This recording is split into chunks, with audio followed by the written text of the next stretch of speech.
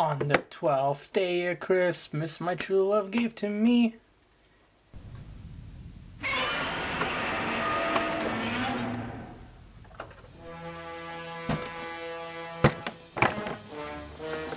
Beyblade. Beyblade. Oh man. Okay. Jeez. Not the first one to unbox this, so you probably know that this is the Beyblade Burst Evolution World Tour set. Now look at that. Now this is epic. It's like, this is like the best pack literally ever for Beyblade. I'm sure there's probably like some obscure Japanese version that I missed, but geez, we've never had something like this in the West, and I've been playing Beyblade for way too long. Okay, so the back looks like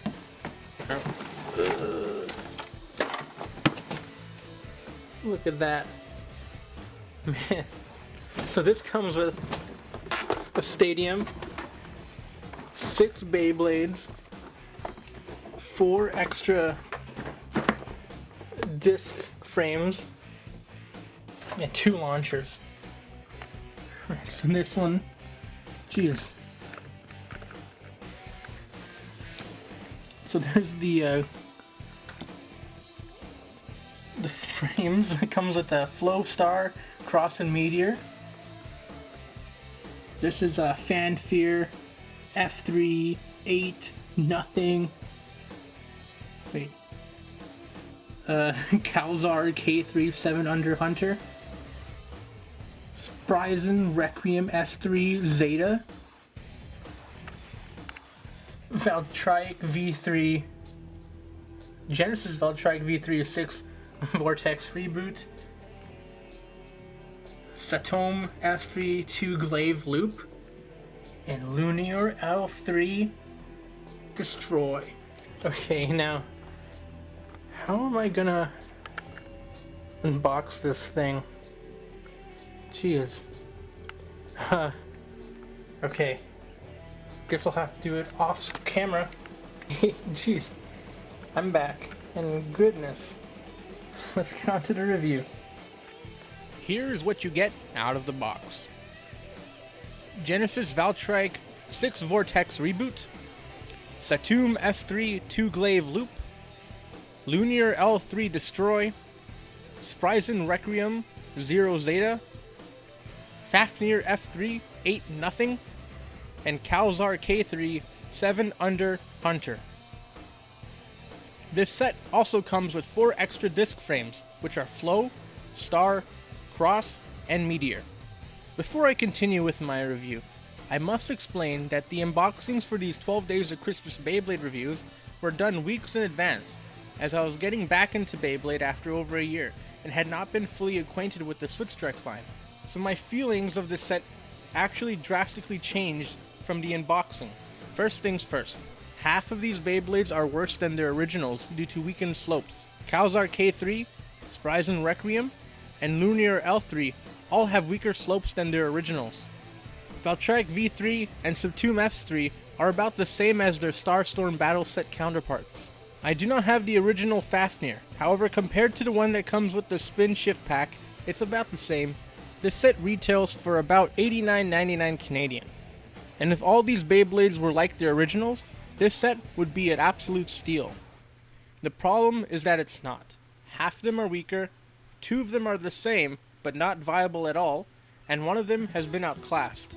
This set also comes with the same stadium model that was used for the World Tour, which is pretty cool, but not worth getting the whole set just for it. But I'm not going to focus on all the bad. If you haven't bought this set yet, don't buy it, and instead buy the original releases first. But if you have bought this set, don't feel too bad. Despite the layers being a downer, there are some really competitive parts that come with this set. First of all, this set comes with Cross. While this version of Cross is probably the ugliest disc frame I have ever seen, it's still good and is one of the best parts in the game. Meteor is also a good attack disc frame due to its weight. This set also comes with Star, but Star is just a weaker alternative to Meteor. First, let's look at the golden Beyblades. First one on the cutting board is Valtryek. This Valtryek looks really good, and this is one of the layers that are just as good as the original, though the original isn't that good to begin with. The only good part of Valtryek V3 is Vortex, which is good for attack combos that use the 7 Forge disc. Next up is Satum S3. Just like Valtryek, Satum is a cool recolor that is just as good as the original, but the original wasn't that good to begin with.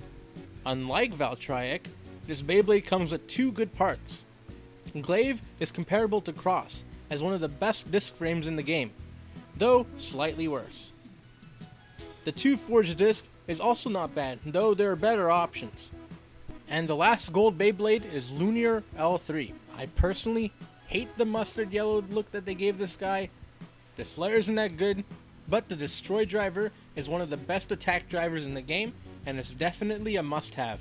Now, going on to the silver Beyblades. Spryzen Requiem's recolor looks really cool, but the slopes are probably the worst I've ever seen in the SwitchStrike line. This Bay does come with Zero, which is one of the heaviest forged discs in the game, and one of the best as well.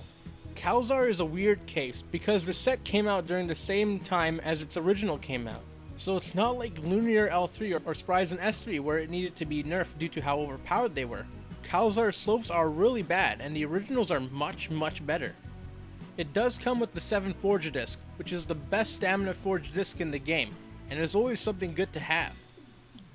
The under disc frame is also a solid choice for attack combos that use the 7 or 0 Forge discs. But that's not all. The Hunter driver is also one of the best drivers in the game for attack types, due to it being easier to control than Extreme, though in turn it's not as aggressive, but does the same job. And finally, Fafnir F3. This layer is probably my favorite in the set due to it not sucking. That the layer is decent, but outclassed by the original release of Spryzen Requiem. Overall, this set is pretty disappointing. If you don't already have this set, make sure to stay away from it unless you can get it for super cheap. But you know what? At the end of the day, all that matters is that you have fun. I know that there are some people that are more competitive and won't want the set due to the original releases of some of these Beyblades being much better. But for a kid that just sees Beyblade as a passing fad and probably won't be interested in them in a few months from now, this set is not a bad gift for them to start out with. Even if they do end up getting more into the hobby, they can always just update their collection, along with using the parts that I mentioned above to help with their combos. But anyways, I'm done rambling. This is Zionic Blader, thank you for watching and see you next time.